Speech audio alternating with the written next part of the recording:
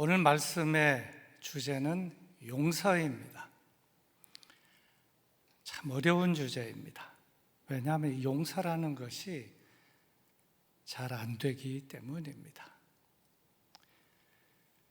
그를 이해하라고요, 그를 용납하라고요, 그를 용서하라고요, 저는 못합니다. 절대로 못합니다.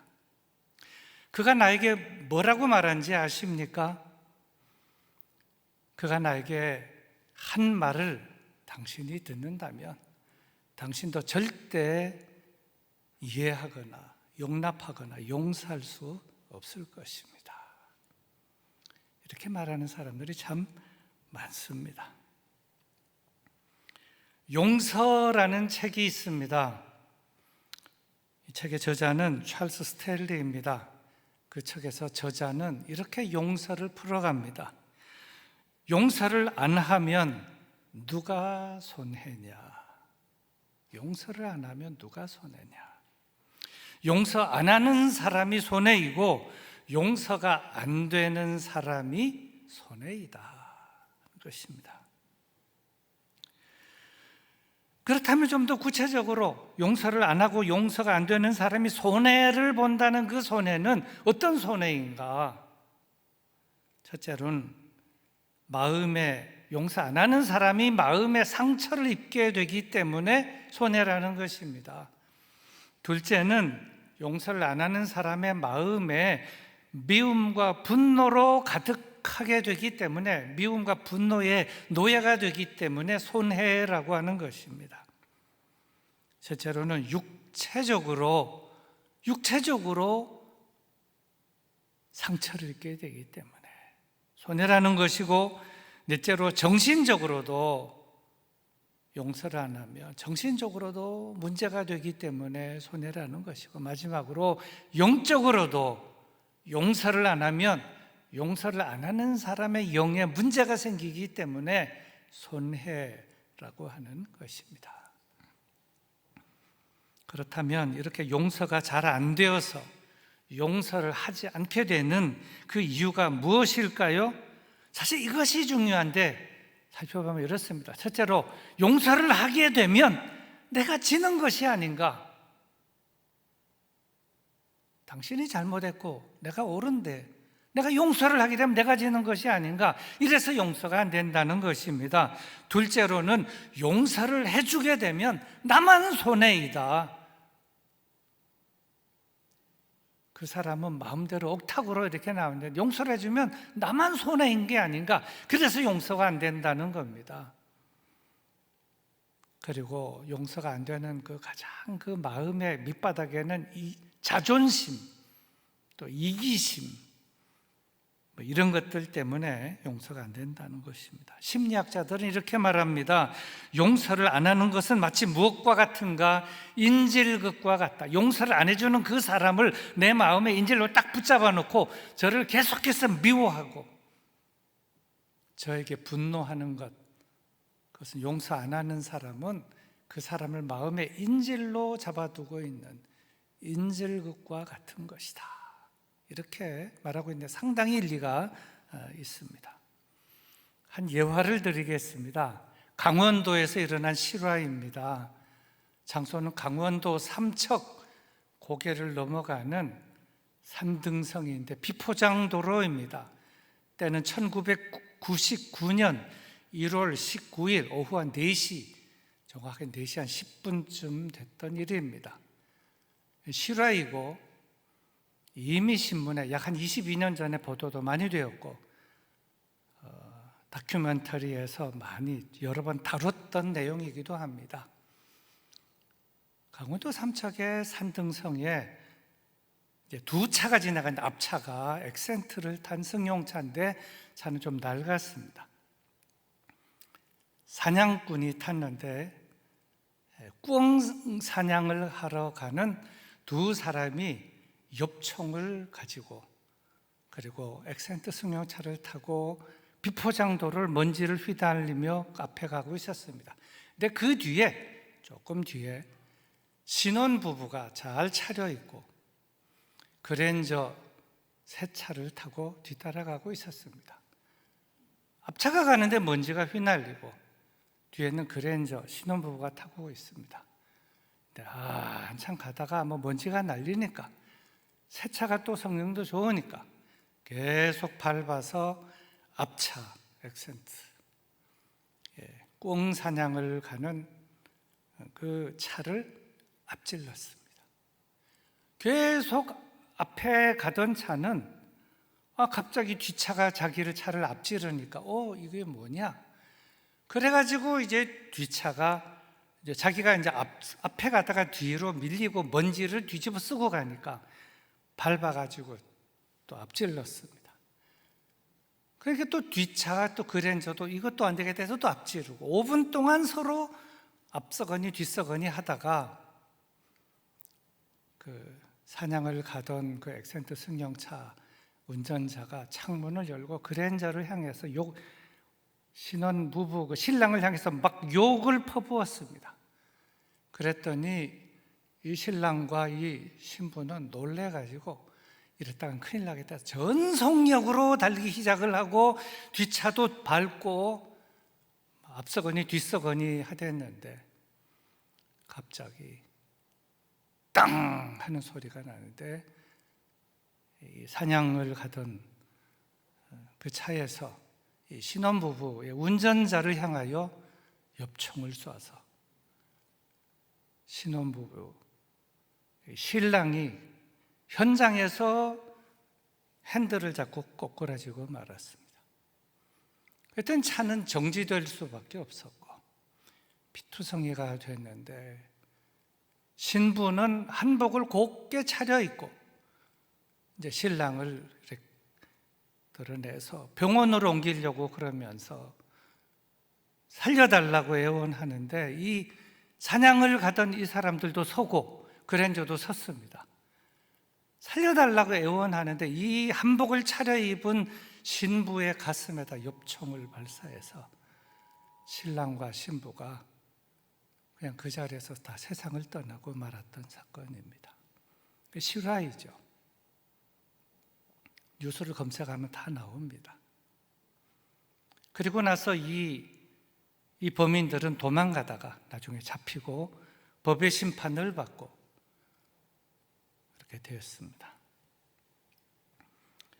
이 사건은 참으로 안타까운 사건인데 너그럽게 산다는 것이 무엇이냐? 어려운 상황 속에서도 용납하며 살아간다는 것이 무엇이냐 하는 것을 다시 생각하게 하는 참으로 안타까운 사건이지 않을 수가 없습니다. 살다 보면 원치 않는 시간, 원치 않는 장소에서 이렇게 예기치 못한 상황 속에서 화가 날 수도 있고 분노가 치밀어 오를 수도 있습니다. 그럴 때 어떻게 해야 하느냐? 교과서적인 대답이지만 감정을 앞세우지 말고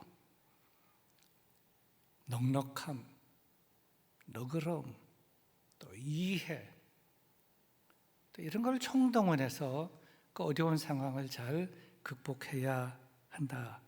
그리고 자신의 마음을 잘 추스리고 이겨나가야 한다는 참 많은 생각을 주게 하는 사건이라고 생각이 됩니다.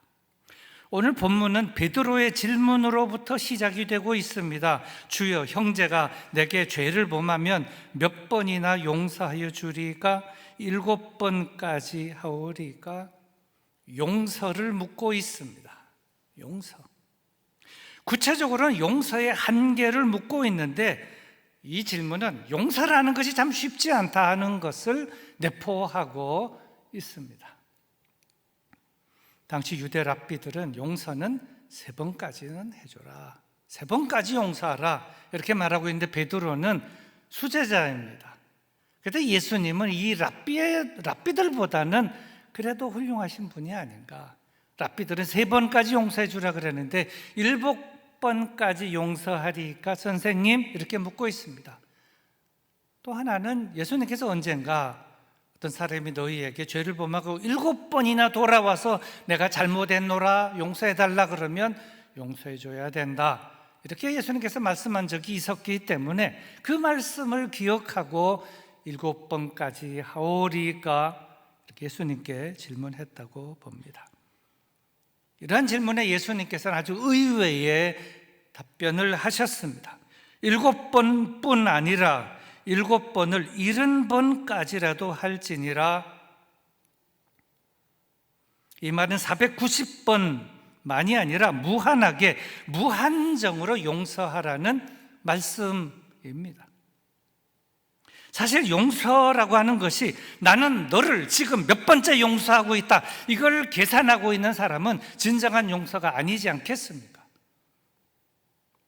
그는 용서의 참된 의미와 그 정신을 모르는 사람이다. 세고 있는 사람은.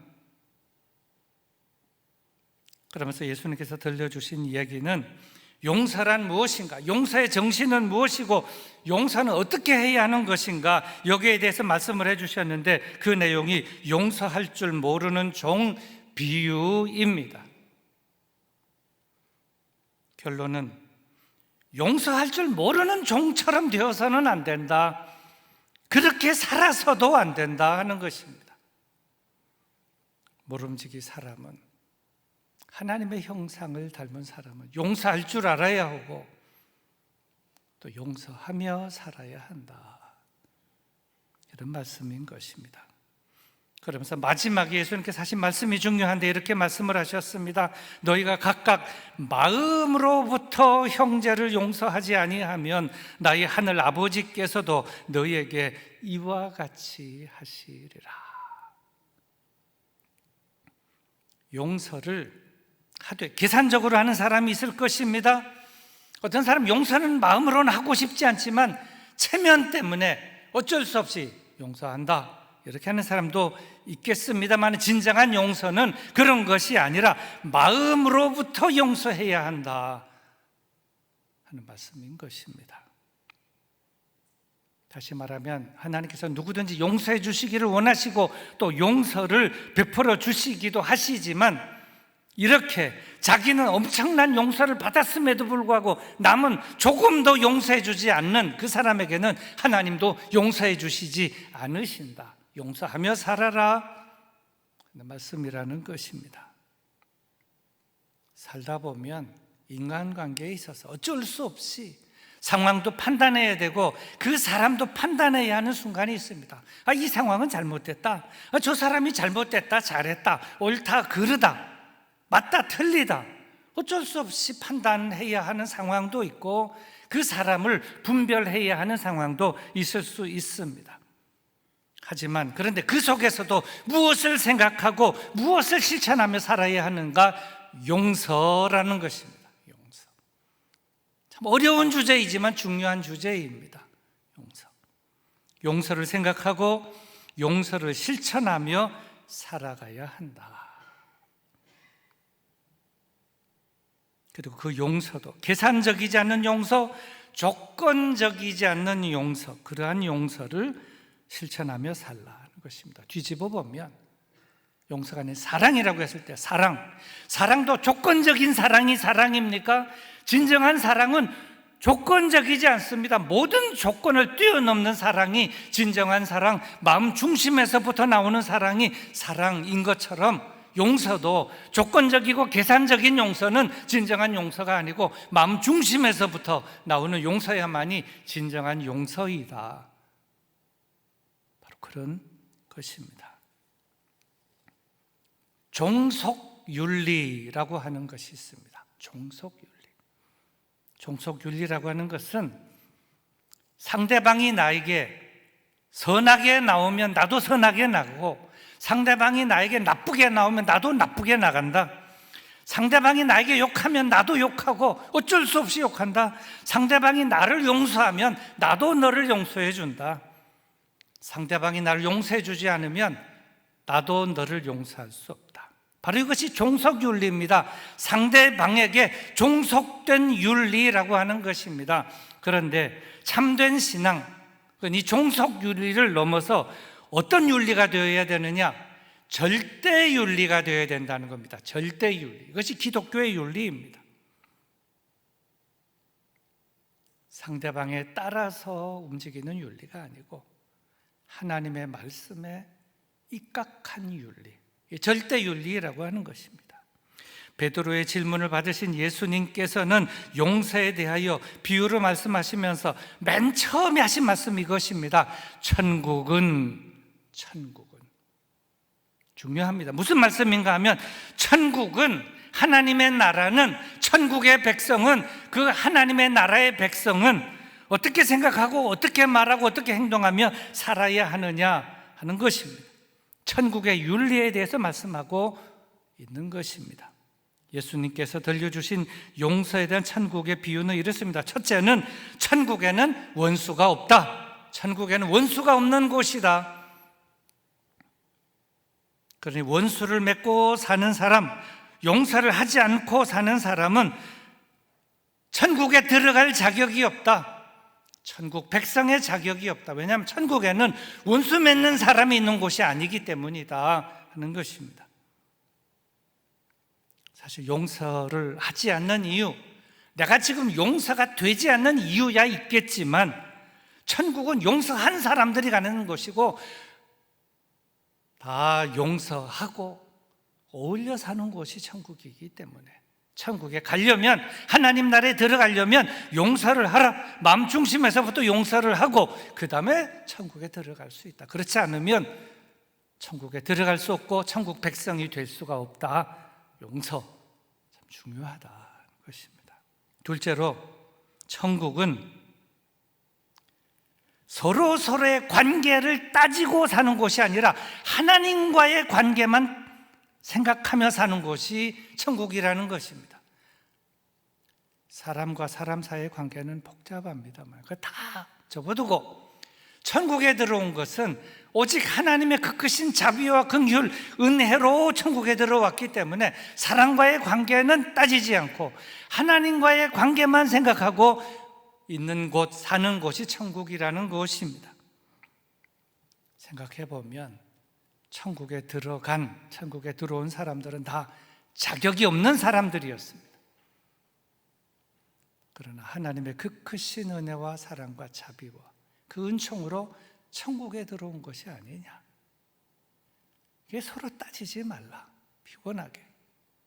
오직 하나님과의 관계만 생각하고 그 크신 사랑과 자비와 긍휼과 은총을 생각하며 그것만 찬양하며 찬송하며 사는 곳, 그것이 천국이다. 그런 말씀인 것입니다. 이제 말씀을 맺겠습니다. 요즘 코로나 상황 가운데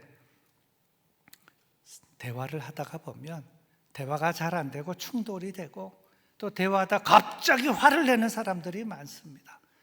사건도 많이 생기죠. 사고도 많이 생깁니다. 이해가 안 된다 하지만 이해가 안 되는 것이 아니라 이해를 안 하려고 하다 보니까 서로 대화가 충돌이 되고 행동도 나타나고 그런 것입니다. 왜냐하면 삶이 힘들고 마음이 각박하다 보니까, 마음의 여유가 없다 보니까 이해가 안 되는 것이 아니라 이해를 안 하려고 하는 것입니다. 그러다 보니 싸움과 분쟁이 많이 일어나게 되는 것이죠. 이런 코로나 시대에 어떻게 살아야 하느냐? 넉넉하게 용납하며 말씀대로 7번뿐 아니라 70번씩 7번이라도 이해하며 살자, 용납하며 살자, 용서하며 살자. 특별히 충돌이 일어날 때 70번씩 7번이라도.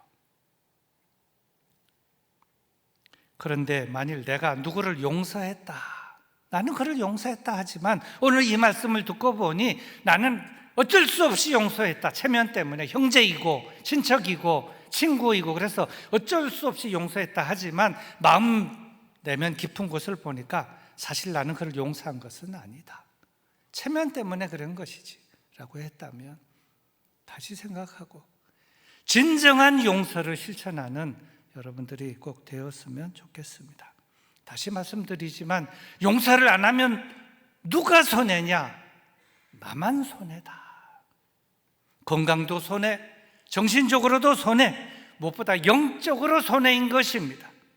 누가 마음에 독을 품고 사는데 건강할 수가 있겠습니까? 정신적으로, 영적으로 마음에 독을 품고 사는데 어떻게 건강할 수가 있겠습니까? 용서를 하며 살아야 한다.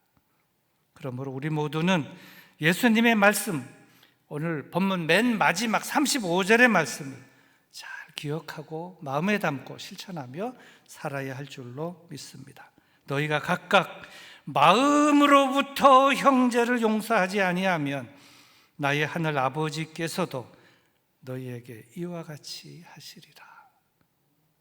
마음으로부터 용서하는, 또 이것을 실천하기 위해서 기도하고 노력하는 여러분들 다 되시기를 바랍니다. 우리 다 같이 말씀을 생각하면서 잠시 기도하겠습니다. 하나님, 이 중요한 주제 용서 다시 생각합니다. 용서를 잘 실천하고 살게 해 주시고, 누가 마음에 미움과 한을 독을 품고 살아가는데 육체적으로, 정신적으로, 영적으로 건강할 수가 있겠습니까? 하나님, 용서하며 건강하게 살게 하여 주옵소서. 기도합시다.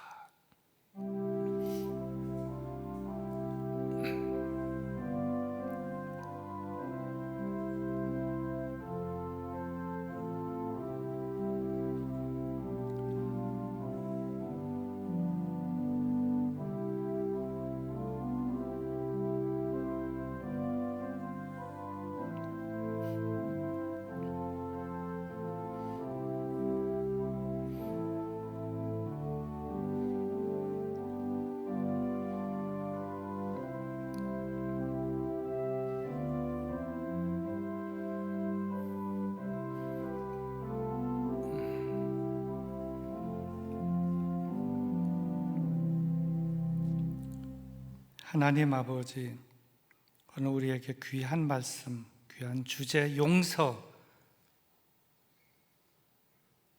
들려주시니 진심으로 감사합니다. 참으로 어려운 주제이지만 중요한 주제이고 반드시 실천한 주제인 줄로 믿습니다.